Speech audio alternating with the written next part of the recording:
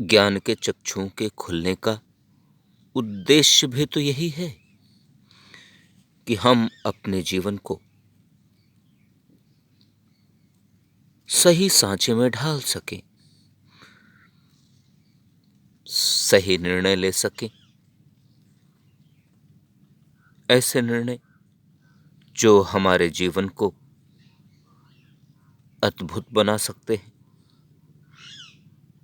जो हमारे जीवन के ही लिए नहीं बल्कि अन्य लोगों के जीवन के लिए भी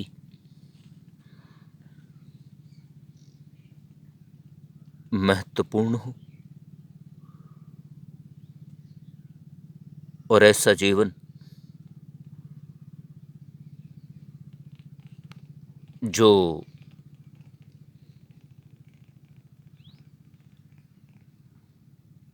संपूर्ण समाज के लिए,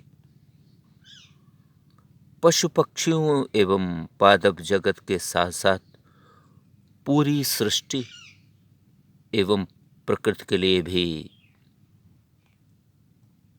उचित हो। और यदि एक बार ज्ञान के चक्षु प्रकाशित हो जाए तो ये सब स्पष्ट होने लगता है और उस स्पष्टता का आभास हम आसानी से अपने हृदय में महसूस कर सकते हैं।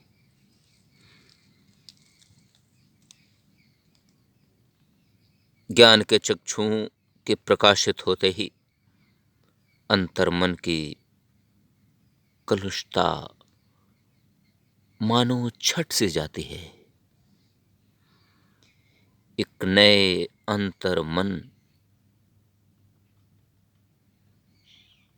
के रूप की प्रखरता सामने आती है। एक ऐसा मन, एक ऐसा अंतर्मन, एक ऐसा मस्तिष्क जो निश्चल हो, निर्मल हो, स्वयं के कल्याण के साथ औरों के कल्याण के बारे में भी विचार कर सके, ऐसा मस्तिष्क का भाव हो।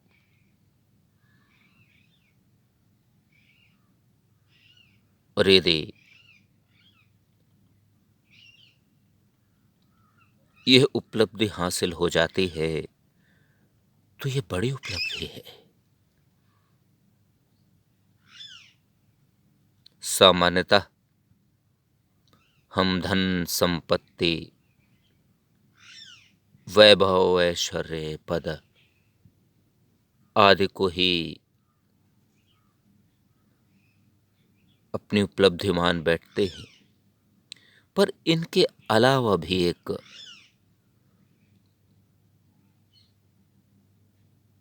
सुंदर सी निधि, अलौकिक संपत्ति हम तैयार कर सकते हैं। एक ऐसी निधि, एक ऐसी संपत्ति जो स्वयं में ही अद्भुत है, और वह संपत्ति है ज्ञान की। एक ऐसा ज्ञान जो सत्य से ओतप्रोत हो, न्याय, धर्म, ईमानदारी, मानवता, शांति, अहिंसा के साथ साथ अनेकों सदाचरणों से परिपूर्ण हो।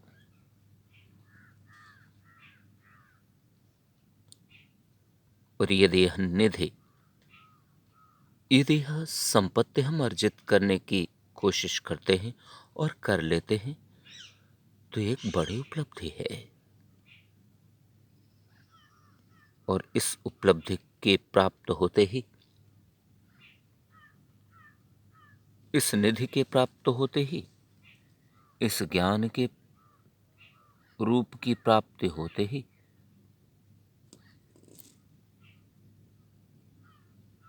क्षण प्रतिक्षण का सब कुछ दृश्य स्पष्ट होने लगता है। ठीक एक साफ कांच की तरह जो एकदम पारदर्शी होता है। ऐसे में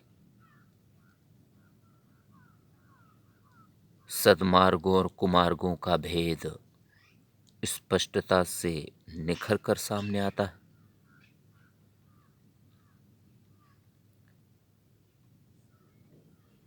अवगुणों के बजाय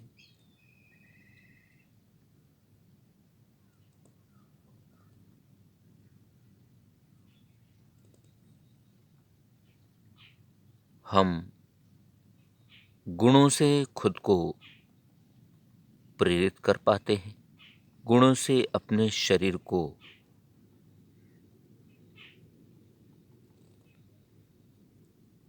भर पाते हैं और एक ऐसा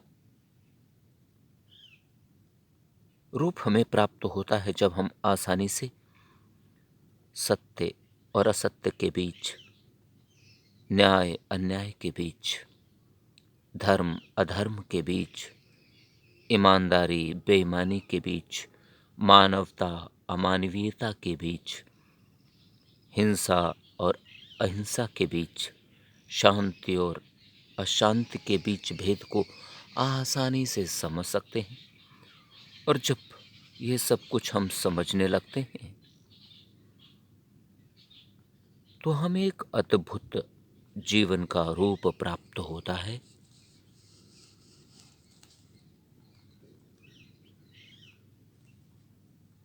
जो अधिकांश लोगों को प्राप्त नहीं हो पाता, जो हमें सत्मार्गों पर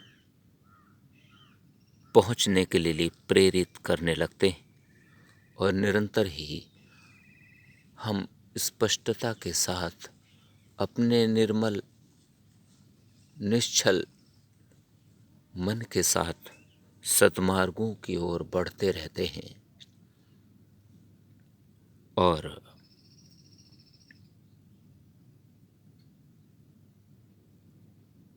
अपने जीवन को अद्भुत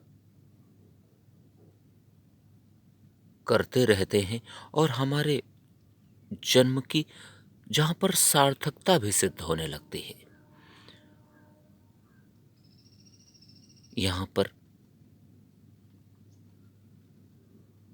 एक ऐसा वातावरण तैयार होता है जहाँ पर सुख शांति की अनुभूति होती है, आनंद परमानंद ब्रह्मानंद की